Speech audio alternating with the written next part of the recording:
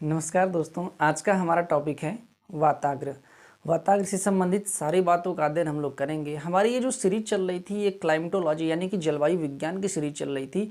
और जैसा कि मैं आपको पहले बता चुका हूँ कि अगर आपको नेट की तैयारी करनी है, पीजीटी की तैयारी करनी है, तो आपको चिंता करने की कोई भी ज़रूरत नहीं है। आपको भारी भारी फीस भरने की ज़रूरत नहीं है।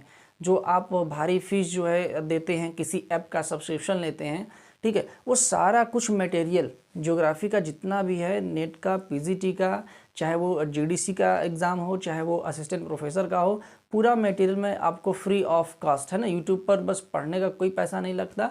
टोटल मटेरियल मैं पूरा आपको यहाँ पर अवेलेबल करा रहा हूँ। तो जैसे बहुत सारे बच्चे कंफ्यूज होते हैं कि हम कोर्स लेंगे ऑनलाइन या कोचिंग ज्वाइन करेंगे। मेरा इन सब में कोई विश्वास नहीं रहा है, ठीक है। आपका पैसा मेनली बर्बाद ही होगा, ये मेरा अनुभव कहता है, ठीक है। तो यहाँ पर आपको टोटल आप प्लेलिस्ट जा कर के चेक करिए, सारे सब्जेक्ट के वीडियोस हर एक टॉपिक का मैंने उपलब्ध कराया हुआ है। और आगे भी बहुत सी वीडियोस जो सारे सब्जेक्ट में कवर कराऊंगा, ठीक है, जैसा कि मैंने आप लोगों से वादा किया है। तो आज का हमारा टॉपिक है वाताग्र। अगर आप चैनल पर नए हैं तो चैनल को सब्सक्राइब जरूर कीजिएगा, लाइक करिएगा और कमेंट करके हमारे प्रयासों के बारे में भी बताइएगा। और अगर कुछ कमियां रह जाएं तो उन कमियों को भी आप बताएंगे, ठीक है। उसका सुझाव आप ज़रूर दीजिएगा कि कैसे क्या करना है। आपके सुझावों पर अमल भी करेंगे, क्योंकि ये हमारा पूरा एक परिवार है। आपसे जो हमारा लगाव है, जिसलिए आप हमसे जुड़े हुए हैं, इस चैनल पर आए हुए हैं, तो वो पूरा मटेरियल, सारी चीज़, सारी जानकारी आपको मिलनी चाहिए, ऐसा मेरा एफर्ट है। चलिए शुरू करते हैं। तो आज का जो हमारा टॉपिक है वो है वाताग्र। तो वाताग्र के संबंध में हम लोग सबसे पहले क्या सीखेंगे, वाताग्र क्या होता है, इसके निर्माण की आवश्यक दशाएं क्या होती हैं, निर्माण कैसे होता है, और वाताग्र के प्रकार क्या क्या होते हैं, और इसका रिजल्ट क्या होता है, ये सारा कुछ सीखेंगे। तो सबसे पहले हम लोग सीखते हैं वाताग्र, ठीक है। देखिए, जब हम वायु राशियों का अध्ययन कर रहे थे, जब हम वायु राशियाँ पढ़ रहे थे, वायु राशियां, ठीक ना, यानी कि एयर मास, जब हम एयर मास पढ़ रहे थे तो हमने ये जाना कि वायु राशियों का जो स्वभाव होता है वो विपरीत होता है, ठीक है। दो प्रकार की वायु राशियां होती हैं, ठीक। एक गर्म वायु राशि।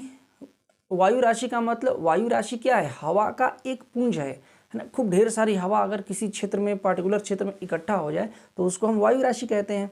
तो ढेर सारी हवा अगर इकट्ठा हो गई तो उसको हम वायु राशि कहते हैं, ठीक। ये चलती है वायु राशियाँ। तो दो वायु राशियाँ जब कभी कभी मिल जाती हैं, विपरीत स्वभाव की दो वायु राशियाँ जब मिलती हैं, तो उनके मिलने से एक ढलुआ क्षेत्र बन जाता है, एक ढलान बन जाता है। और उसी ढलुआ क्षेत्र को क्या कहते हैं, वाताग्र कहते हैं, फ्रंट कहते हैं। देखिए, ये एक वायु राशि इधर से आ रही है, जो कि मान लीजिए कि गर्म वायु राशि है, और दूसरी वायु राशि इधर से आ रही है, जो कि ठंडी वायु राशि है, ठीक। और ये वायु राशियाँ एक दूसरे के ऊपर नीचे ऐसे ढलुआ सतह का निर्माण करती हैं। ये इधर चली गई, ये इधर चली गई, मान लीजिए ऐसा हुआ। अगर ये ऐसे ढलुआ सतह का निर्माण कर रही हैं तो इसी क्षेत्र को, इसी एरिया को वाताग्र के नाम से जाना जाता है। इसी को हम फ्रंट कहते हैं, ठीक। ये असंबद्धता रेखा होती है। दो विपरीत स्वभाव वाली राशियां जब मिलती हैं तो एक असंबद्धता रेखा का निर्माण होता है। और यही असंबद्धता रेखा, इसको हम कह सकते हैं लाइन ऑफ डिसकंटिन्यूटी।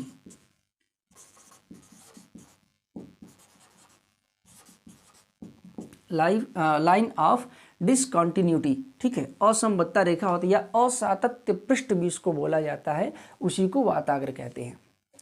अगर सीधे सरल शब्दों में अगर बताएं तो दो विपरीत स्वभाव वाली वायु राशियां जब मिलती हैं तो उनके मिलने से एक ढलुआ या ढलान वाली या ढाल वाली सतह का निर्माण होता है। और इसी ढाल वाली सतह के निर्माण को वाताग्र कहते हैं, फ्रंट कहते हैं, ठीक ना। एक गर्म वायु राशि इधर से आ रही है और दूसरी ठंडी वायु राशि इधर से आ रही है। दोनों जब टकराएं तो टकरा करके एक ढाल का निर्माण ऐसे हो गया। इसी ढाल को क्या बोलेंगे, वाताग्र बोलते हैं, फ्रंट बोलते हैं। समझिएगा बात को। अब यहाँ पर दो शब्द हम लोग समझ लेते हैं, ठीक ना, समझिएगा। पहला शब्द क्या है, आपका जो है कि फ्रंटोजेनेसिस, ठीक ना, फ्रंटोजेनेसिस यानी कि वाताग्र जनन।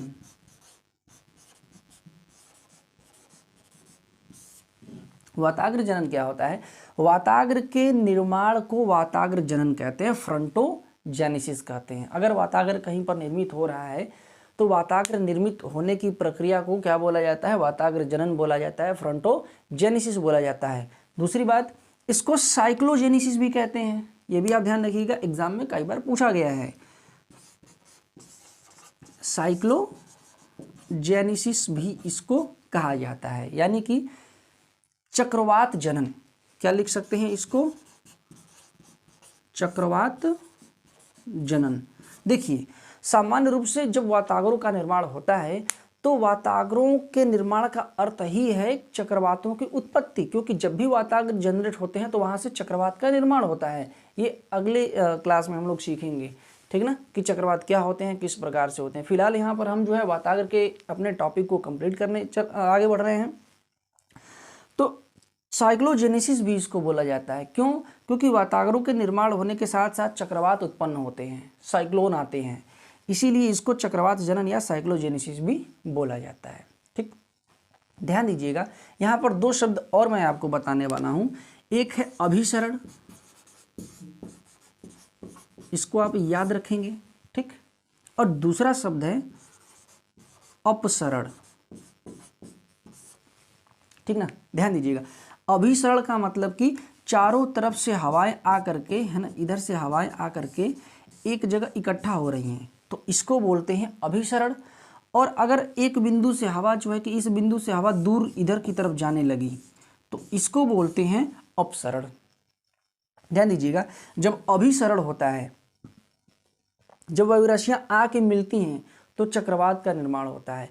और वहीं पर अगर कहीं चक्रवात निर्मित हो या कहीं पर वाताग्र निर्मित हो, अगर वहां पर वायु का अपसरण हो जाए, ठीक ना, वहां पर वायु का अपसरण हो जाए, यानी कि वहां से वायु हट जाए, पीछे भाग जाए, दूसरी दिशाओं में चली जाए, तो वहां से वायु का जब अपसरण होता है तो वहां चक्रवात खत्म हो जाते हैं, वहां पर वाताग्र समझिए खत्म हो जाता है। ठीक, तो वाताग्र खत्म होने को वाताग्र क्षय कहते हैं। क्या कहते हैं? वाताग्र खत्म होने को वाताग्र क्षय कहा जाता है, और इंग्लिश में इसको कहते हैं फ्रंटोलिसिस। ठीक, इंग्लिश में इसको फ्रंटोलिसिस के नाम से जाना जाता है। उम्मीद है ये सारी चीज़ें आपको समझ में आ रही होंगी। समझ में अगर कहीं पर डाउट आपको लगे तो आप वीडियो पॉज करके देख सकते हैं इसको। हमने अभी आपको बताया कि दो विपरीत स्वभाव वाली राशियों, वायु राशियों के मिलने से, ठीक, जिसमें कि एक गर्म वायु राशि होगी और एक ठंडी वायु राशि होगी। जब दो विपरीत स्वभाव वाली वायु राशियां मिलेंगी तो वाताग्र का निर्माण होगा। वाताग्र के निर्माण होने की प्रक्रिया को वाताग्र जनन या चक्रवात जनन यानी कि फ्रंटोजेनेसिस या फिर साइक्लोजेनेसिस भी कहते हैं। ये तभी होता है जब वायु राशियों का अभिसरण होता है। लेकिन कभी कभी वायु राशियों का अपसरण हो जाए, वायु राशियां अपनी जगह से पीछे हटने लगे, तो इस प्रक्रिया में क्या होता है कि इसको हम वाताग्र क्षय यानी कि फ्रंटोलिसिस कहते हैं। ये तो बात आपको समझ में आ गई।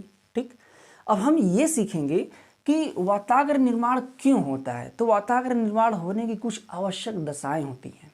ठीक, यानी कि क्या हम सीखने वाले हैं? आवश्यक दशाएं। ऐसी क्या दशाएं होती हैं भाई कि वाताग्र निर्माण हो जाता है? इसका अर्थ यह है कि ये प्रक्रिया पूरी होनी चाहिए, ये चीज होगी तभी वाताग्र निर्मित होगा। जिसमें से जो पहला है वो हमने आपको अभी बता दिया, आप समझ गए होंगे। विपरीत स्वभाव वाली वायु राशियां,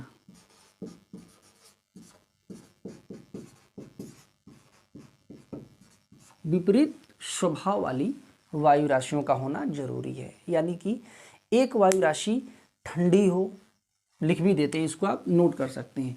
एक वायु राशि क्या हो? ठंडी हो, भारी हो और शुष्क हो, ठंडी, भारी और शुष्क हो। तो वहीं पर जो दूसरी वायु राशि होनी चाहिए वो गर्म होना चाहिए, हल्का होना चाहिए और आर्द्र हो, ये कंडीशन होनी चाहिए। एक वायु राशि ठंडी, भारी, शुष्क हो, दूसरी वायु राशि गर्म, हल्की और आर्द्र हो। पहला कंडीशन ये है, ठीक, कि विपरीत वायु राशि, विपरीत स्वभाव वाली वायु राशियां होनी चाहिए।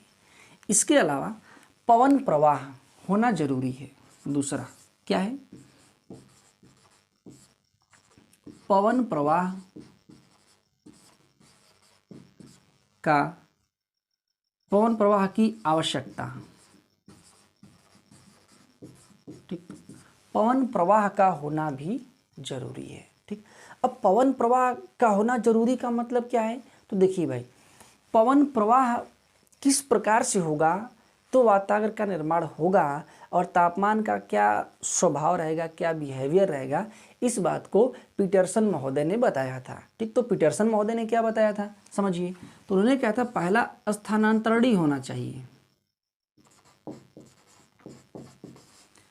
इन्होंने एक्चुअली में पवन प्रवाह की विशेषता बताई थी कि पवन प्रवाह किस तरीके से होता है। तो उन्होंने कहा था कि पहला जो पवन प्रवाह होता है वो स्थानांतरणीय होता है। स्थानांतरणीय का मतलब कि हवा एक जगह से दूसरे जगह पर जाती है क्षैतिज रूप से।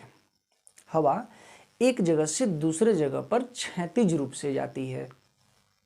ठीक, इसमें तापमान का विपरीत स्वभाव देखने को नहीं मिलता है, क्योंकि हवा जो जाती है वो कुछ इस तरीके से जाती है। ठीक ना, हवा जो जाती है वो लगभग समानांतर चलती है।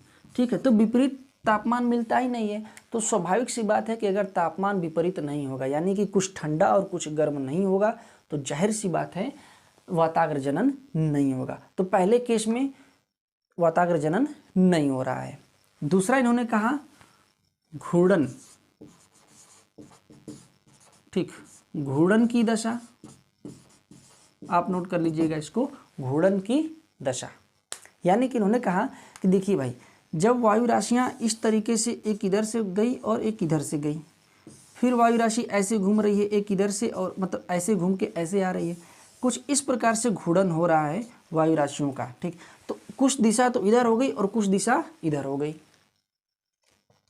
ठीक, कुछ दिशा इधर हो गई और कुछ दिशा इधर हो गई।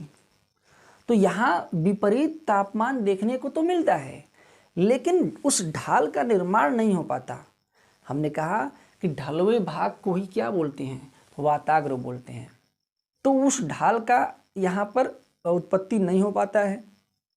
इसलिए जब हवा घूर्णन करती है, ठीक है, तो हमें लगता है कि चक्रवात वगैरह जैसी चीज़ें हैं, लेकिन बड़े पैमाने पर वो चीज़ नहीं होती। ठीक ना, तो घूर्णन करने से भी चक्रवात का निर्माण या वाताग्र का निर्माण नहीं होता है। तीसरी बात, अपसरण एवं अभिसरण। ठीक है, देखिए, अपसरण एवं अभिसरण यानी कि डाइवर्जेंस एंड कन्वर्जेंस। समझिए बात को। पीटरसन महोदय ने बताया, नाम अगर यहाँ पे हम चाहें तो लिख सकते हैं। ठीक, पीटरसन। तो पीटरसन महोदय ने ये बताया कि देखिए, पहला जो है कि स्थानांतरण यानी कि ट्रांसलेटरी, ट्रांसलेटरी। दूसरा रोटेटरी सर्कुलेशन यानी कि घूर्णन की दशा वाला प्रवाह, रोटेटरी सर्कुलेशन। तीसरा अपसरण एंड अभिसरण यानी कि डाइवर्जेंस एंड कन्वर्जेंस।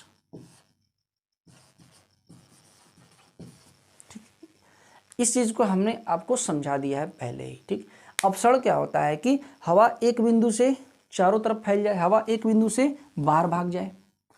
अभिसरण क्या होता है? बाहर से एक बिंदु पर आ जाए। इसमें पीटरसन महोदय कहते हैं कि इसमें तापमान का विपरीत स्वभाव तो देखने को मिलता है, लेकिन फिर भी वो ढलान हमें देखने को नहीं मिलती है। हवाओं का प्रवाह ऐसे भी होता है। हवा, ठीक है, हवा क्या करती है कि उच्च दाब के केंद्र से निम्न वायु दाब के केंद्र पे आ जाती है, या उच्च दाब के वायु केंद्र से निम्न दाब की तरफ भाग जाती है। तो ऐसे भी पवन का प्रवाह होता है, वायु राशियों का प्रवाह होता है, लेकिन वो ढलान नहीं मिलता। तो ढलान मिलता कैसे है भाई? तो इनके हिसाब से ढलान मिलता है चौथी अवस्था में। चौथी अवस्था को यहाँ नोट कर लेते हैं, ठीक है। इनके हिसाब से मिलता है चौथी अवस्था में। चौथी अवस्था में क्या होता है? विरूपणी पवन प्रवाह, ठीक। विरूपणी पवन प्रवाह यानी कि deformatory, deformatory air wind circulation, wind circulation, ठीक। Deformatory wind circulation. इसमें क्या होता है? इसमें पीटरसन महोदय ने बताया कि जब दो विपरीत वायु जब दो विपरीत स्वभाव की वायु राशियां जब मिलती हैं तो एक क्षैतिज रेखा के सहारे ऊपर नीचे हो जाती हैं। जब दो विपरीत स्वभाव की जो वायु राशियां मिल रही हैं तो एक क्षैतिज रेखा के सहारे ऊपर नीचे हो जाती हैं, ठीक, ऐसे हो जाती हैं। तब क्या होता है कि बाहरी वाले भाग को एक्सिस ऑफ आउटफ्लो कहते हैं, एक्सिस ऑफ आउटफ्लो, और जो अंदर की तरफ हवा चली आती है उसको बोलते हैं एक्सिस ऑफ इनफ्लो, ठीक। और एक्सिस ऑफ आउटफ्लो को एक्सिस ऑफ डायलेशन भी कहते हैं, ये भी आप याद रखिएगा। डायलेशन मतलब बाहर की तरफ घूम जाना।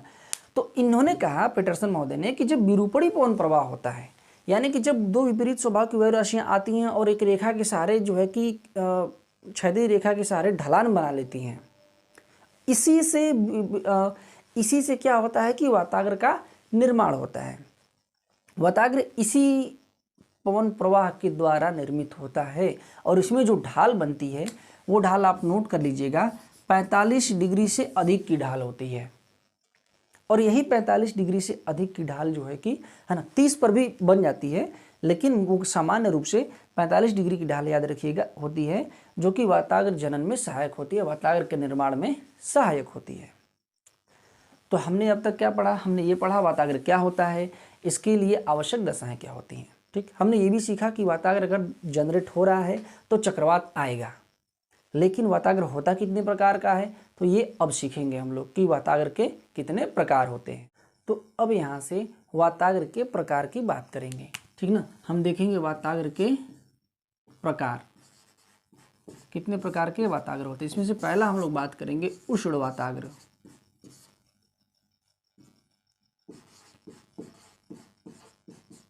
यानी कि वार्म फ्रंट, ठीक, समझिएगा, वार्म फ्रंट, उष्ण वाताग्र। उष्ण वाताग्र का ढाल जो है 1:100 से लेकर के 1:400 तक होता है इसकी ढाल। उष्ण वाताग्र में कपासी वर्षी मेघ पाए जाते हैं, तेज हवा के झोंके चलते हैं इसमें। इसके अलावा ये वाताग्र होता क्या है वो भी समझिए। देखिए, जब एक वायु राशि बहुत ही ज़्यादा गर्म होती है, बहुत ही ज़्यादा हल्की होती है, लेकिन आक्रामक होती है, तो गर्म वायु राशि क्या करती है कि आती है और शीतल वायु राशि के ऊपर चढ़ जाती है। ये क्या है? गर्म वायु राशि। ये क्या है? ठंडी वायु राशि, ठीक। ये वायु क्या है? आक्रामक है। जब ये वायु गर्म वायु राशि आक्रामक है तो शीतल और ठंडी वायु राशि के ऊपर चढ़ जाती है। तो इस प्रकार से जो वाताग्र का निर्माण होता है उस वाताग्र को उष्ण वाताग्र का नाम दिया जाता है। दूसरा जो वाताग्र का प्रकार है वो है शीत वाताग्र, यानी कि कोल्ड फ्रंट। कोल्ड फ्रंट है, शीत वाताग्र है। अर्थात देखिए, जब कभी कभी क्या होता है कि एक गर्म वायु राशि इधर से आ रही है, ये गर्म है, और एक ठंडी वायु राशि इधर से आ रही है, ये क्या है? ठंडी है, ठीक ना। लेकिन आक्रामक इसमें ठंडी वायु राशि होती है, इसमें ठंडी वायु राशि ज़्यादा आक्रामक होती है। तो ठंडी वायु राशि आक्रामक होती है तो ये गर्म वायु राशि को ढकेल देती है ऊपर और उसका स्थान ले लेती है। इसमें बात सीधे सीधे आक्रामक होने की है। ठंडी वायु राशि बहुत ज़्यादा आक्रामक होती है और गर्म वायु राशि को ऊपर भगा देती है। यहाँ पर देखिए क्या था, उष्ण वाताग्र में गर्म वायु राशि आक्रामक थी तो खुद ही जो है ठंडी वायु राशि के ऊपर चढ़ गई। लेकिन शीत वाताग्र में क्या है कि ठंडी वायु राशि आक्रामक है और गर्म वायु राशि को ऊपर धकेल दिया। तो ऐसी अवस्था को, ऐसे फ्रंट को कोल्ड फ्रंट शीत वाताग्र कहते हैं। शीत वाताग्र का ढाल 1:30 से लेकर के 1:100 तक होता है, ये ध्यान रखिएगा। इसके बाद तीसरा आता है स्थिरवत वाताग्र।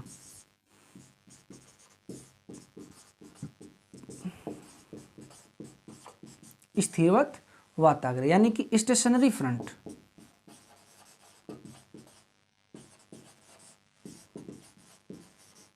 स्टेशनरी फ्रंट, स्थिरवत वाताग्र। कभी कभी क्या होता है, गर्म वायु राशि सीधा ऐसे हो जाती है, ठंडी वायु राशि सीधा उसके नीचे हो जाती है। ये गर्म वायु राशि है, ये ठंडी वायु राशि है, ठीक। एक दूसरे के ऊपर नीचे क्या हो जाते हैं, समानांतर हो जाते हैं, तो मौसम पर कोई प्रभाव नहीं पड़ता और इस प्रकार के वाताग्र को स्थिरवत वाताग्र, स्टेशनरी फ्रंट कहते हैं। सीधा एक दूसरे के समानांतर हो जाते हैं, ऊपर नीचे हो जाते हैं। तीसरा जो वाताग्र है यहाँ पर नोट कर देते हैं, 3 हो गया, चौथा जो वाताग्र है वो है अधिवृष्ट वाताग्र। अधिवृष्ट वाताग्र यानी कि ऑक्लूडेड फ्रंट। ऑक्लूडेड फ्रंट, अधिवृष्ट वाताग्र। कभी कभी क्या होता है कि वायु राशियों का स्वभाव इतना जबरदस्त होता है कि शीत वायु राशि और गर्म वायु राशि दोनों आक्रामक होती हैं। जब दोनों आक्रामक होती हैं तो दोनों में जबरदस्त भिड़ंत होती है। तो कभी कभी क्या होता है कि गर्म वाली गई सीधा टक्कर मार दिया, शीत वाली में भी क्या हुई, ये जो है कि ठंडी है, गर्म वाली ने ठंडी वाली में टक्कर मारा, ठंडी वाली ने गर्म वाली में टक्कर मारा। कभी कभी क्या होता है कि ये दोनों इतना ज़बरदस्त टक्कर होती है कि दोनों एक दूसरे में घुल मिल जाते हैं। दोनों ठंडा और गर्म दोनों एक दूसरे में घुल मिल जाते हैं। तो इस प्रकार से निर्मित होने वाले वाताग्र को अधिवृष्ट वाताग्र का नाम दिया जाता है, ठीक। ध्यान दीजिएगा, अधिवृष्ट वाताग्र जो होता है, ठीक, इसके 2 प्रकार होते हैं। पहला क्या होता है, इसमें जो पहला होता है वो होता है शीत वाताग्री संरोध। शीत वाताग्री संरोध, ठीक ना, शीत वाताग्री संरोध यानी कि कोल्ड ऑक्लूजन। कोल्ड ऑक्लूजन क्या होता है भाई, शीत वाताग्री संरोध क्या होता है कि वाताग्र के आगे का हिस्सा जो होता है, देखिए वाताग्र में कुछ हिस्सा आगे होता है और कुछ पीछे होता है, ठीक। तो आगे वाला हिस्सा गर्म रहता है और पीछे वाला हिस्सा ठंडा रहता है। तो पृष्ठ भाग ज़्यादा ठंडा होता है अग्र भाग के। देखिए ये मान लीजिए कोई वाताग्र यहाँ बन रहा है, जैसे मान लीजिए हम इसी वाताग्र की बात कर लेते हैं कि ये वाताग्र बन रहा है, ठीक। तो आगे वाला हिस्सा क्या है, गर्म है, और पीछे वाला हिस्सा क्या है, अगर ठंडा है। तो पीछे वाला हिस्सा गर्म है, पृष्ठभाग गर्म, पृष्ठभाग ठंडी है, पृष्ठभाग अगर ठंडा है और अग्रभाग अगर गर्म है, तो इस प्रकार का जो ऑक्लूजन होता है वो शीत वाताग्री संरोध कहलाता है या शीत वाताग्री अधिवृष्ट कहलाता है। दूसरा इसका जो भाग होता है वो होता है उष्ण वाताग्री संरोध। उष्ण वाताग्री संरोध, ठीक ना, उष्ण वाताग्री संरोध यानी कि वार्म फ्रंट ऑक्लूजन। ये क्या है, कोल्ड फ्रंट ऑक्लूजन, और ये क्या है, वार्म फ्रंट ऑक्लूजन। उष्ण वाताग्री संरोध क्या है, उष्ण वाताग्री संरोध में अग्रपृष्ठ ही ज़्यादा गर्म होता है, ठीक। उष्ण वाताग्री संरोध में क्या होता है कि अग्रपृष्ठ जितना गर्म होता है उससे ज़्यादा गर्म उसका पृष्ठ भाग होता है, तो वो उष्ण वाताग्री संरोध होता है। यानी कि देखिए शीत वाताग्री संरोध क्या था, पिछला भाग ठंडा था। उष्ण वाताग्री संरोध में सीधे से समझ लिए कि पिछला भाग क्या होता है, अगले भाग से ज़्यादा तापमान वाला होता है, ज़्यादा टेम्परेचर वाला होता है, ठीक ना। तो ये दो टाइप इसके हो गए अधिविष्ट वातागर के। वातागर कुल 4 प्रकार के और चौथे वाले का जो प्रकार है उसमें 2 प्रकार हैं। ठीक है, तो ये रही पूरी कहानी किसकी, वाताग्र की। अब वाताग्र जनन प्रदेश कौन कौन से हैं ये भी समझ लेते हैं कि किस हिस्से में दुनिया के वाताग्र का जनन होता है। तो पहला, ठीक, ध्यान दीजिए, याद कर लीजिए ऐसे ही इसको। पहला है ध्रुवीय प्रदेशों में, दूसरा आर्कटिक प्रदेश में, तीसरा भूमध्य सागरीय प्रदेश में। ठीक ना, पहला क्या है, ध्रुवीय प्रदेश, दूसरा आर्कटिक प्रदेश, तीसरा भूमध्य सागरीय प्रदेश, और चौथा क्या है, अंतरा उष्णकटिबंधीय प्रदेशों में भी। हालांकि ये माना जाता है कि उष्णकटिबंधीय प्रदेश में वाताग्रों का निर्माण नहीं होता, क्योंकि विपरीत स्वभाव वाली वायु राशियां नहीं देखने को मिलती हैं। ठीक ना, लेकिन कुछ विद्वानों ने ढूंढ निकाला है कि नहीं वाताग्र उसमें भी होता है, जिसको अंतरा उष्णकटिबंधीय वाताग्र जनन प्रदेश के नाम से जाना जाता है, यानी कि इंट्रा ट्रॉपिकल, ठीक है, फ्रंटोजेनेसिस रीजन। क्लियर। तो ये पूरी कहानी किसकी रही, वाताग्र की। ठीक, समझ लीजिएगा, नोट कर लीजिएगा, ठीक है, और अपने दोस्तों में भी इसको शेयर कीजिएगा। हम फिर से कह रहे हैं कि ये सीरीज हम लोग की चलती रहेगी जब तक पूरा टोटल कंप्लीट ज्योग्राफी। आपको किसी भी प्रकार की किसी भी ऐप की सब्सक्रिप्शन लेने की ज़रूरत नहीं है। टोटल तैयारी, फुल ज्योग्राफी की तैयारी आपकी यहाँ पर हो जाएगी। चाहे वो ज्योग्राफी का कोई भी पेपर आपको देना हो, उससे ज्योग्राफी से संबंधित कोई भी क्वेश्चन आने हो, टोटल तैयारी।